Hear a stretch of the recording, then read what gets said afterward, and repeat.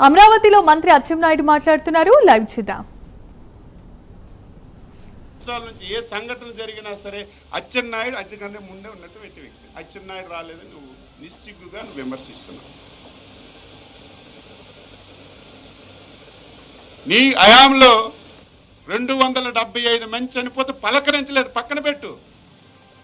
సిగ్గుందా? నువ్వు మాట్లాడడానికి అసలు సిగ్గుందా? రికార్డు తీసుకురా. 5 సంవత్సరాల్లో 275 మంది చనిపోతే వాళ్ళకి కనీసం పరిహారం ఇవ్వలేదు. నువ్వు పరిహారం ఎప్పుడు ఇవ్వాలి? ఒక కుటుంబం చచ్చిపోతే నెల రోజుల్లో, 15 రోజుల్లో, 20 రోజుల్లో పరిహారం ఇస్తే ఆ కుటుంబానికి కొంత ఊరట వస్తుంది.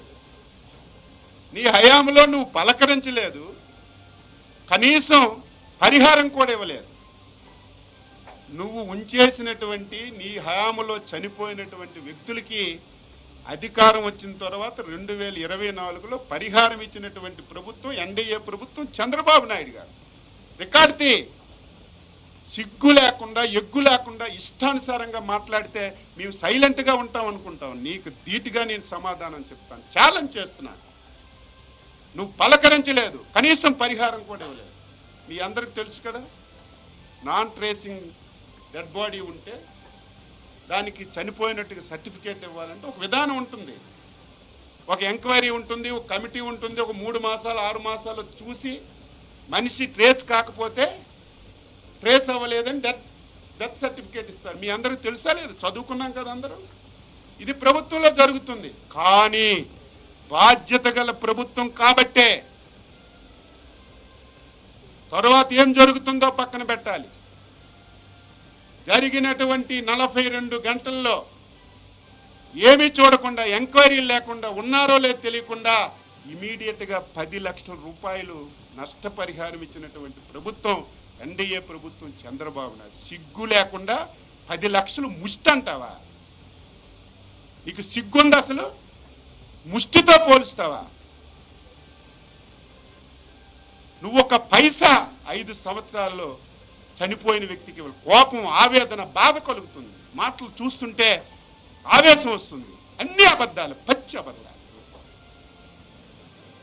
నేను ఛాలెంజ్ చేస్తున్నాను. 5 సంవత్సరాల్లో నువ్వు మత్స్యకారులంటే శ్రీకాకుళం నుంచి నెల్లూరు వరకు సుదీర్ఘమైనటువంటి తీర ప్రాంతం.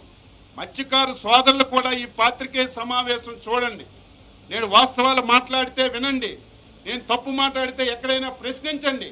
ఈరోజు గొడ్డల పార్టీ అధ్యక్షుడు మాట్లాడిన ప్రతి మాట అవాస్తవం, పచ్చి అబద్ధాలు మాట్లాడుతున్నారు.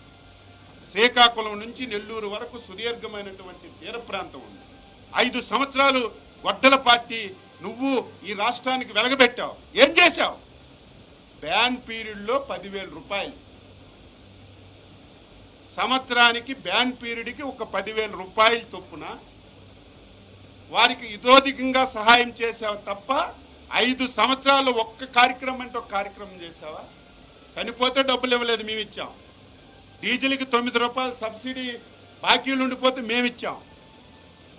ఒక్కడికి ఒక వల కానీ, ఒక బోటు కానీ, ఒక తెప్ప కానీ, వల చిరిగిపోతే కుట్టుకోవడానికి దారం కూడా 5 సంవత్సరాల్లో నువ్వు ఇవ్వలేదు. నువ్వు ఇచ్చింది ఎంత? 2019 నుంచి 24 వరకు సంవత్సరానికి 10,000 రూపాయలు చొప్పున 5 సంవత్సరాల్లో 531 కోట్లు తప్ప మత్స్యకారులకు నువ్వేమైనా ఇచ్చావా? ఒక్కటి ఇచ్చావని చెప్పు, ఛాలెంజ్ చేయి. నేను ఛాలెంజ్ చేస్తున్నాను. ఎక్కడికి రమ్మంటే అక్కడికి వచ్చి మాట్లాడు. మేము మాట ఇచ్చాం, నువ్వు 10,000 ఇచ్చావు, మేము 20,000 ఇస్తామని మాట ఇచ్చాం. 2 సంవత్సరాల్లో మత్స్యకార సోదరులు కూడా తెలుసుకోవాలి. నువ్వు 5 సంవత్సరాల్లో 531 కోట్లు ఇస్తే 2 సంవత్సరాల్లో 511 కోట్లు ఇచ్చావు. ఏది మత్స్యకారులకు మేలు చేస్తున్న ప్రభుత్వం?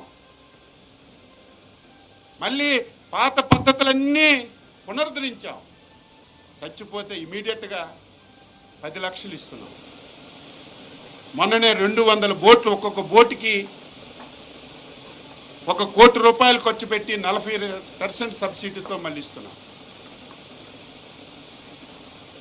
ఈ రకంగా మత్స్యకారులకు మేము చేస్తే పచ్చి అబద్ధాలు మాట్లాడతాం, పచ్చి అబద్ధాలు.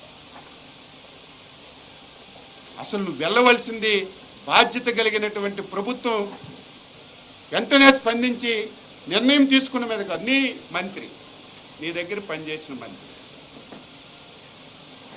గొడ్డల పార్టీ నొట్టి ఎందుకు పెట్టావు? నువ్వు అంతే, నీ పార్టీ వాళ్ళు అంతే. నీకు తల్లి లేదు, చెల్లి లేదు, బాబాయ్ లేదు, ఎవడూ లేదు. ఎవడు అడ్డొస్తే అడిగి చంపేస్తాను. నేను ప్రతిసారి ఈ ప్లేస్లో కూర్చొని చెప్తాను, మళ్ళీ చెప్తాను. నీ పదవి గురించి, రాజకీయం గురించి ఎవరిని వదలవు. నిన్ను చూసి నీ కింద వాళ్ళు కూడా. భూమి ఆకాశం చూడలేదు ఆ మంత్రి 5 సంవత్సరాలు. పెద్ద నీతి కౌరులు,